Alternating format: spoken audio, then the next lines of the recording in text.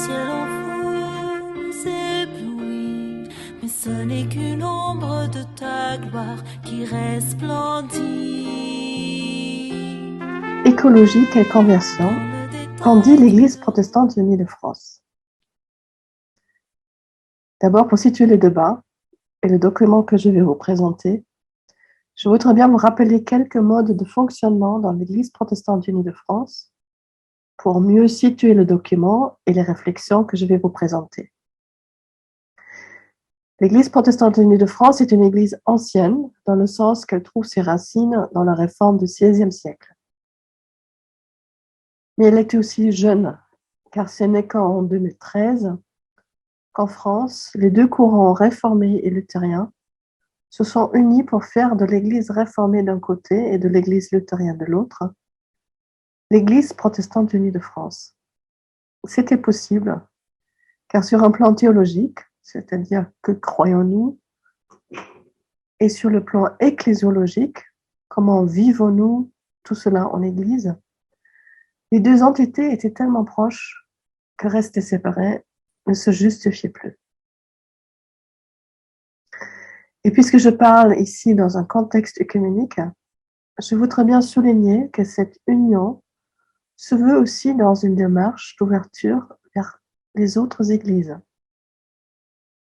En 2017, l'année des 500 ans de la Réforme, cette ancienne et jeune église s'est donné une déclaration de foi qui commence par la phrase suivante.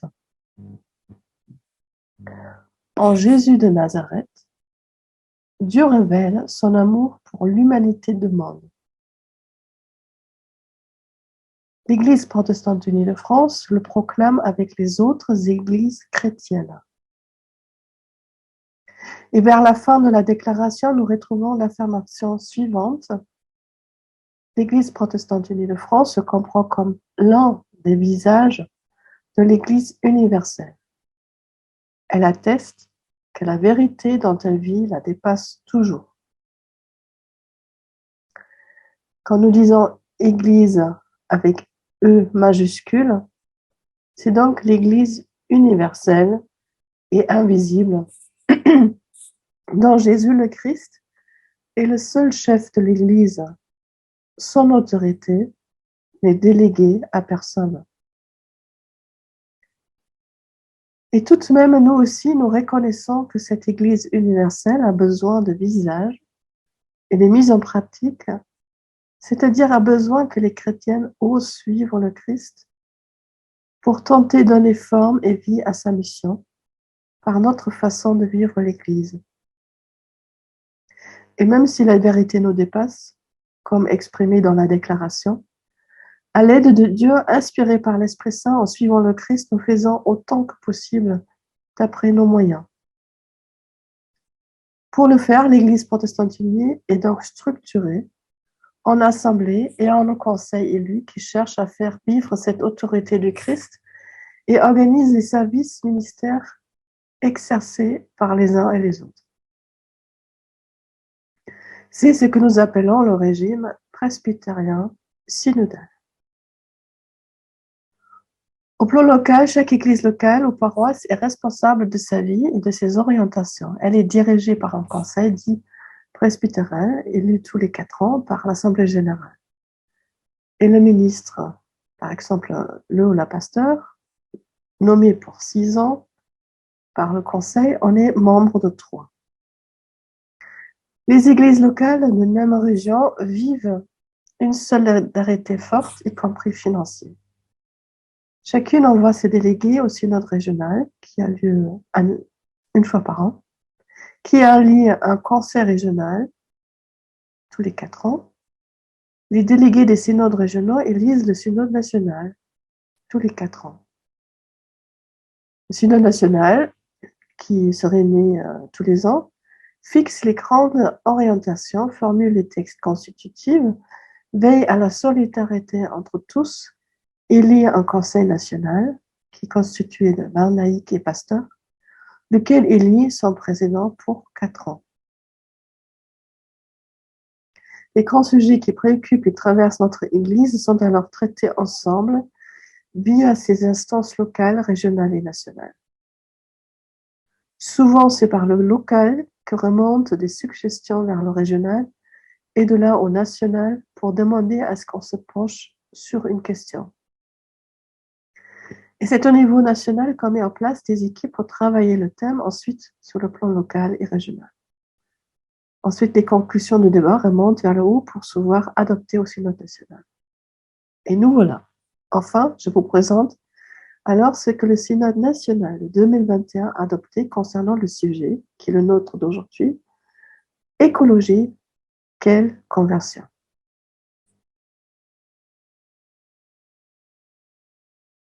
Dans un deuxième temps, j'aimerais bien travailler avec vous donc sur ce document synodal que nous avons adopté en 2021. Et vous avez donc une première partie qui s'intitule Position théologique. Je vous prie de prendre le document sous vos yeux et de lire avec moi.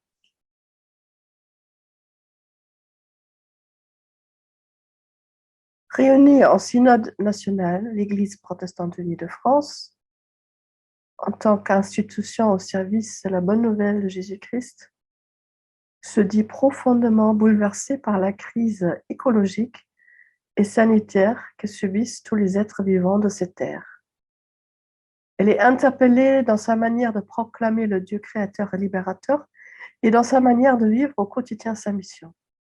En écho aux réflexions menées depuis des années par le Conseil œcuménique des Églises, en résonance avec les autres traditions religieuses et ecclésiales de notre pays dans le monde, l'Église protestante unie de France, nourrie par sa lecture des Écritures, exprime ses convictions sur la relation de Dieu à la création une promesse. Sur l'autonomie et la légitimité du monde naturel, le cri de la création. Sur les relations de l'humain au monde naturel et sauvage, le service de la création. Un petit commentaire, tout commence alors par une prise de conscience de la situation. Ici, on parle même d'un bouleversement. C'est alors se laisser toucher profondément. Il n'est plus possible de laisser à côté du constat, de passer à côté du constat que le monde va mal, aussi et surtout sur un plan écologique. Nier cet aspect serait de mettre en cause et en difficulté la mission de l'Église, celle d'annoncer Dieu en œuvre dans ce monde. Nous ne pouvons pas réduire la mission de l'Église à une action intérieure et spirituelle, réduire à une relation individuelle entre le croyant et son Dieu.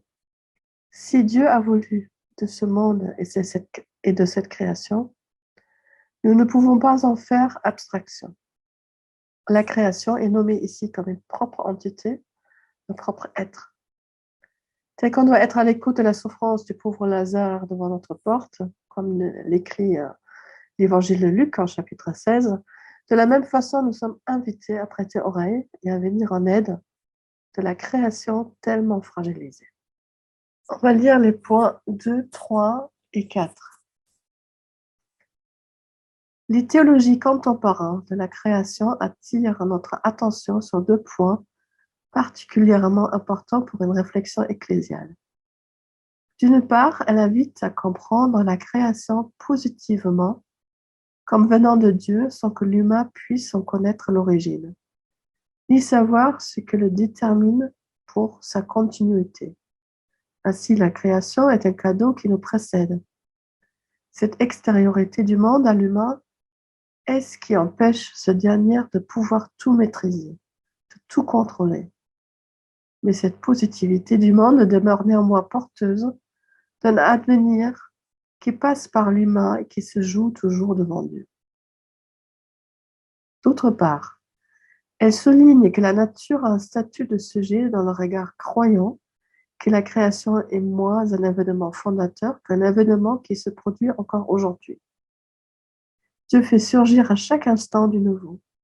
Il est le Dieu avec nous, Emmanuel, qui rejoint le monde et les humains, œuvre à une nouvelle création et appelle à une manière différente d'habiter le monde.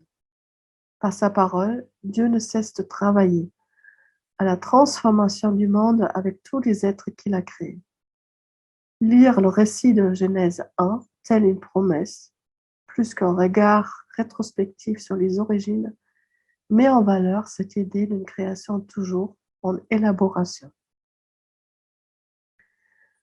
Une telle compréhension de Dieu toujours en attente à l'endroit du monde et de ses créatures donne sens, porte à l'espérance et à la louange. Cette création est fondamentalement bonne, elle est le sujet de notre émerveillement et de notre reconnaissance. Un commentaire de ma part. Un aspect clé dans la théologie protestante est la notion de la grâce qui nous précède. Toute réflexion théologique commence par la révélation que Dieu a voulu de nous gratuitement sans rien attendre de notre part.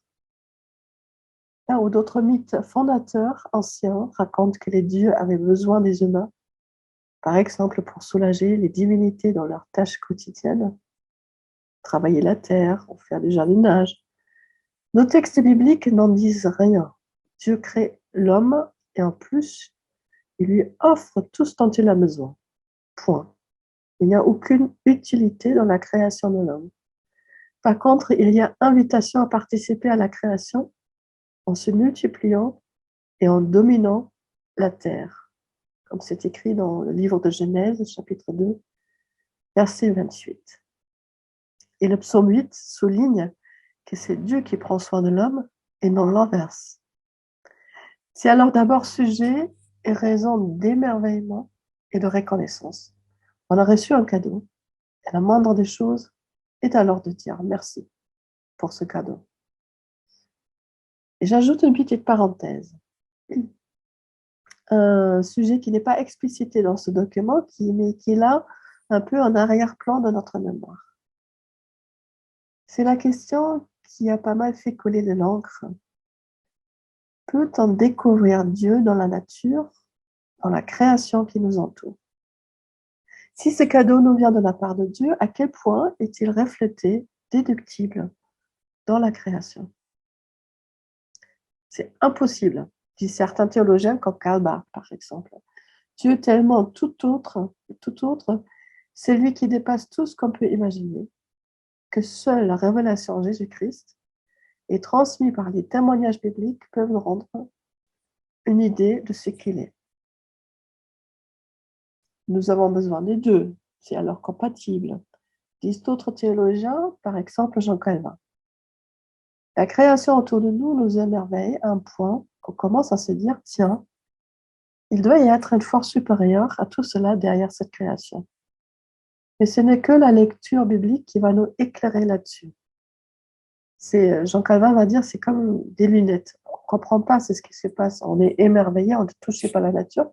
Mais c'est que si je prends la Bible à côté que je commence à comprendre que Dieu est là dans cette nature.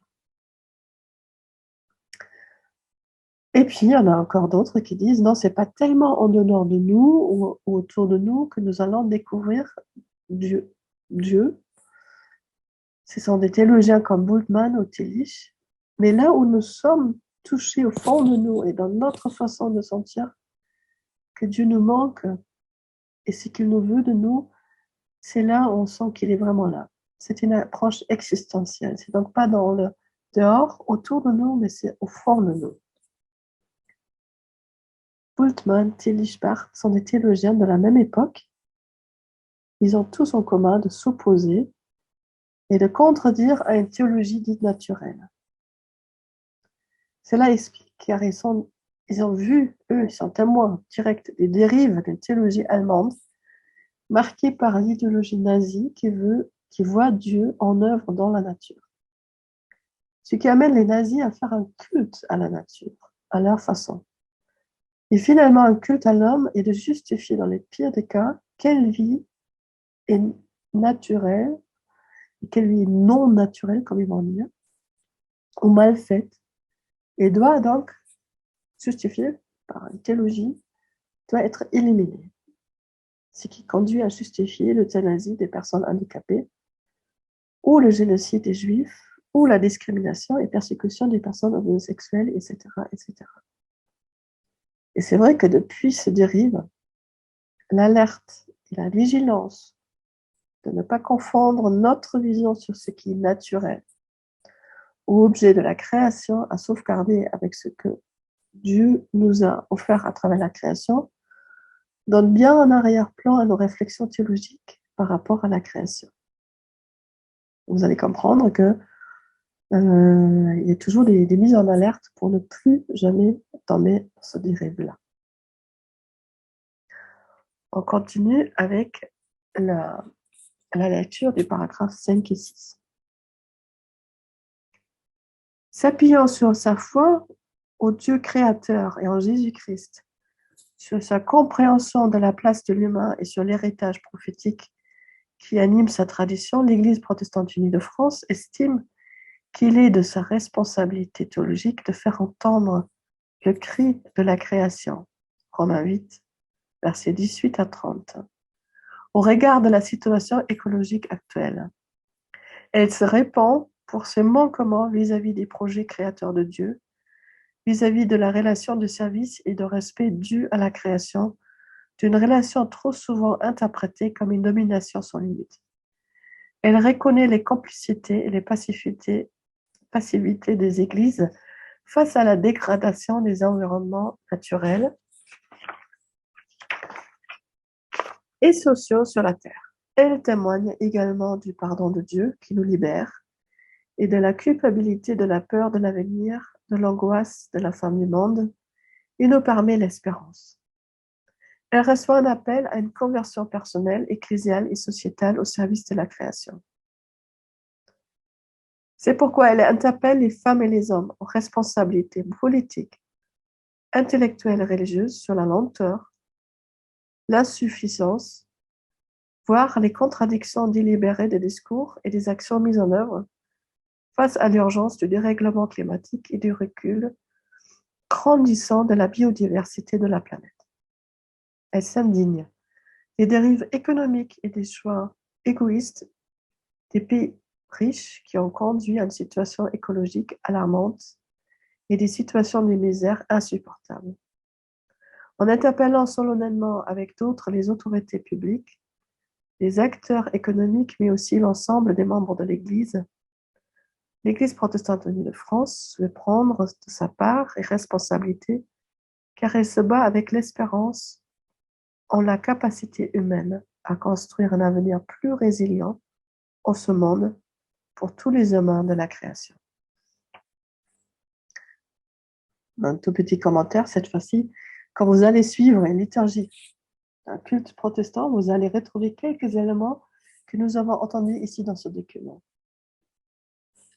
Premier paragraphe, Dieu est là pour nous, il nous précède, il nous offre sa présence, ses sujets de louange et de reconnaissance. Et face à cet amour qui nous précède, nous pouvons voir et dire sans crainte ce qui ne va pas. C'est alors se repentir. Deuxième étape. Mais suite à cela, nous entendons le pardon. C'est le pardon qui nous lève de nouveau pour oser de nouveau à se mettre au service. Donc, louange, repentir, pardon. C'est pourquoi nous sommes prêts à ajouter une volonté de Dieu. C'est alors là que nous acceptons de prendre notre responsabilité. Et ça, c'est la démarche de tout le début du culte. C'est aussi face au sujet de notre conversion écologique que vous avez vu dans le document. C'est pourquoi ces mots reviennent ici.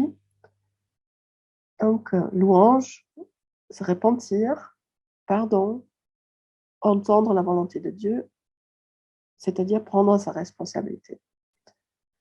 Et dans un premier temps, l'équipe qui avait préparé ce matériel de réflexion pour la démarche synodale nous l'avait présenté même sous forme des étapes d'un culte. C'était un peu compliqué et ça n'a pas tellement eu de succès. Et c'est pourquoi nous l'avons un peu abandonné en cours de route, mais vous voyez que c'est encore présent sous forme de ces quelques termes et surtout dans la logique de ce texte. Et on va lire et attaquer le dernier paragraphe. La tradition biblique et théologique conduit l'Église protestante unie de France à comprendre que l'humain est foncièrement créé dans une relation de service et de respect à l'endroit de la création, dont il fait partie puisque l'humain advient dans le même jaillissement créateur de la part de Dieu. Il s'agit de reconnaître une autonomie et une légitimité au monde naturel et sauvage. Dieu lui-même le juge bon, et en même temps de se reconnaître dans une dépendance sans confusion avec ce monde. La notion image de Dieu confère à l'humain une position singulière qui le place dans une interrelation triangulaire entre Dieu, lui et le monde naturel et sauvage. Dans le rapport à ce dernier, l'humain a une double responsabilité. À l'égard de Dieu, dans la participation à l'accomplissement créatif du monde, donc Genèse 1 et 2, et à l'égard du monde naturel et sauvage, une responsabilité de gouvernance et de soin pour la continuité de la vie sous tous ses aspects, à la manière du Christ qui appelle à être serviteur de tous, comme on peut le lire dans l'Évangile de Marc, chapitre 9. Sous ce double aspect, la responsabilité humaine est de manifester l'engagement incessant de Dieu au monde et l'espérance de la venue d'un monde plus juste et équilibré. Vous l'avez compris, la notion de responsabilité nous semble bien importante. Bien sûr que nous pouvons et nous devons dire sur un plan scientifique que nous sommes juste une partie du monde qui nous entoure, et quand dans le monde animal, nous représentons probablement le prédateur le plus dangereux, le plus à craindre, le seul qui est capable d'inventer des armes de guerre pour s'entretuer entre la même espèce d'une façon spectaculaire, le seul animal au monde à inventer plein de techniques pour détruire les ressources dont il vit, le seul animal à rendre la terre invivable. Mais la Bible nous dessine comme étant les deux. Des créatures créées le jour de la création des animaux de la terre, mais les seuls à être créés à l'image de Dieu. Et le seul à être invité à dominer les autres espèces. Dominer, un mot qui nous choque parfois, car nous voyons ce que la domination par l'homme a pu provoquer comme conséquence terrible. Mais souvenons-nous que le premier récit de la création dans notre Bible nous explique que Dieu ne créait pas ex nihilo, à partir de rien, mais qui créait la vie en dominant les forces chaotiques. Notre monde, à la base, est invivable. Dieu a dû mettre de l'énergie et séparer ce qui n'allait pas ensemble pour ouvrir des brèches où la vie est possible. Quand il nous appelle à œuvrer avec lui, c'est alors un appel à se battre sans cesse contre ces forces qui cherchent à nous submerger et à nous tirer dans le chaos.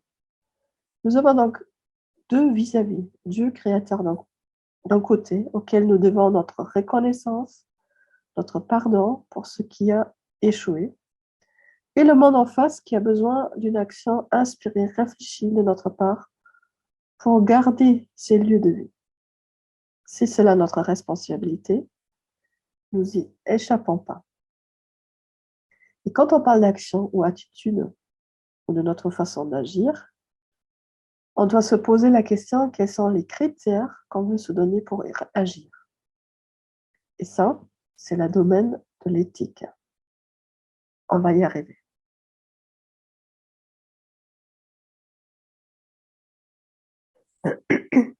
Je vais être beaucoup plus court sur la deuxième partie de la position éthique.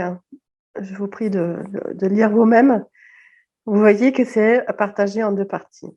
Donc, la préambule, et puis ensuite, on nomme la mission de l'Église.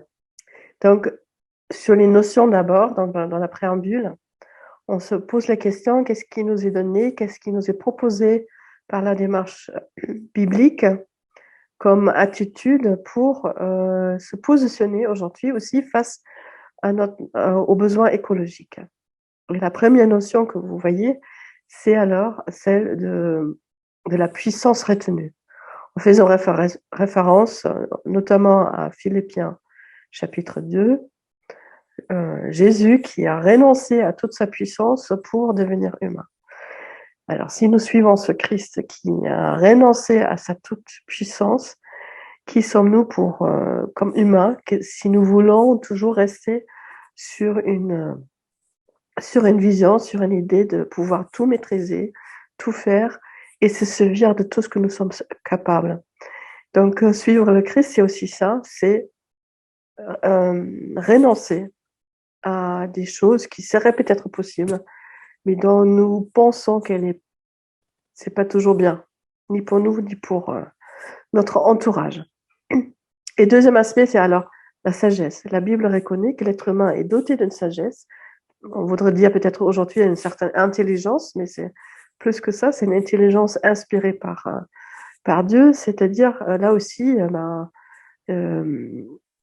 face aux problèmes écologiques, il ne s'agit pas d'avoir une certaine naïveté, de dire il faut aller en arrière, il faut tout arrêter, mais c'est aussi y aller avec beaucoup de nos moyens intellectuels pour résoudre les problèmes de notre époque. 3, le monde qui vient.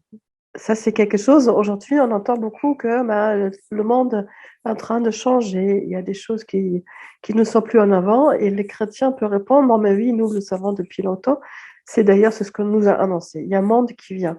Nous vivons dans un monde dont on espère même que ce monde va de cette manière-là disparaître. Nous espérons le royaume de Dieu.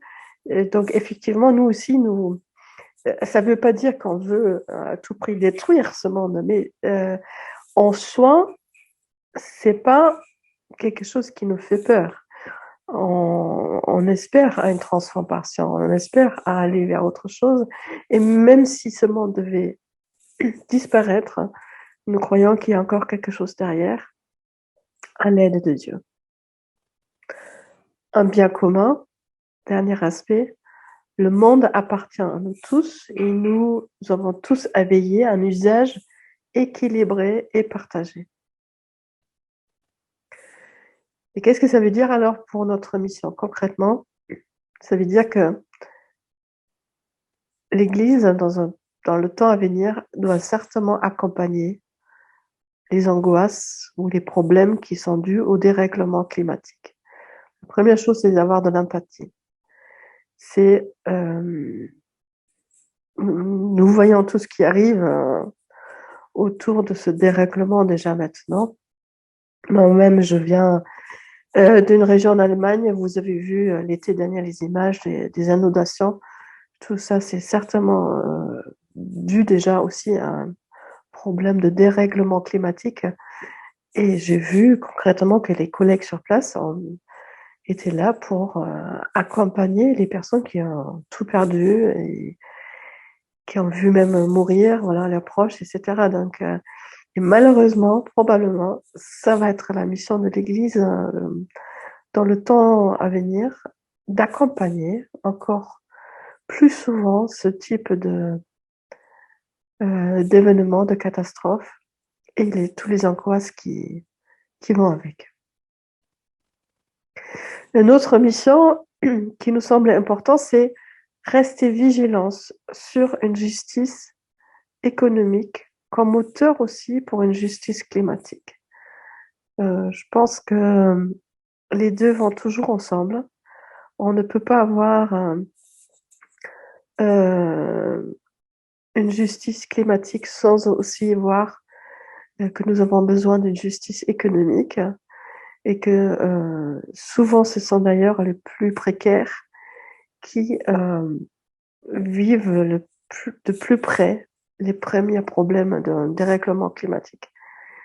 Donc on ne peut pas faire un travail écologique sans faire aussi un travail pour combattre la précarité sociale.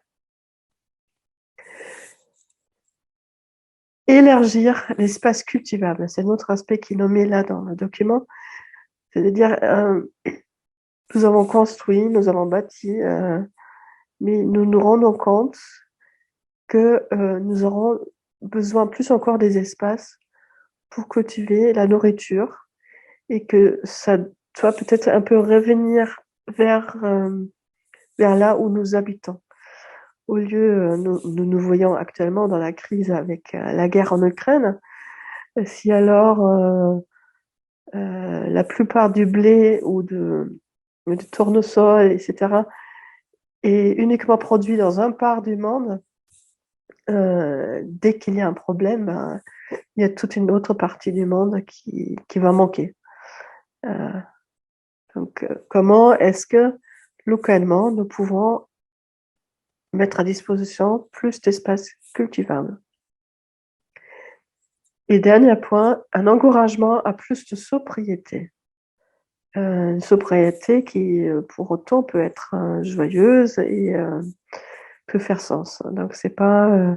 Je sais que surtout sur les protestants, ça colle toujours cette idée d'une sobriété un peu amère, un peu pudique, mais là, c'est vraiment dans le sens d'une sobriété, c'est-à-dire là encore, ne pas tout vouloir qui se présente sur le marché, mais d'apprendre à se contenter et à s'émerveiller de ce qu'on a déjà.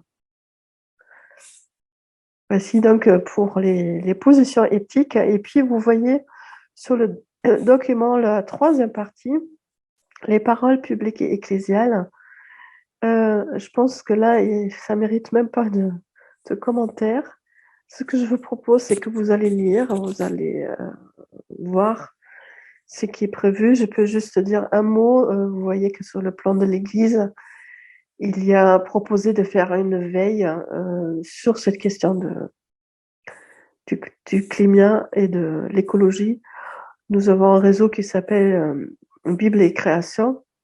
Et c'est ce réseau-là qui est demandé de faire un peu dans l'avenir ce travail. Et que même, donc, on va embaucher une personne pour un certain temps pour suivre les paroisses, pour aller à leur rencontre, pour être disponible, pour sensibiliser encore et toujours à ce sujet-là. Donc, merci pour votre écoute et désolé encore une fois que ce soit que par visio, mais n'hésitez pas, si vous avez des questions, de les faire remonter.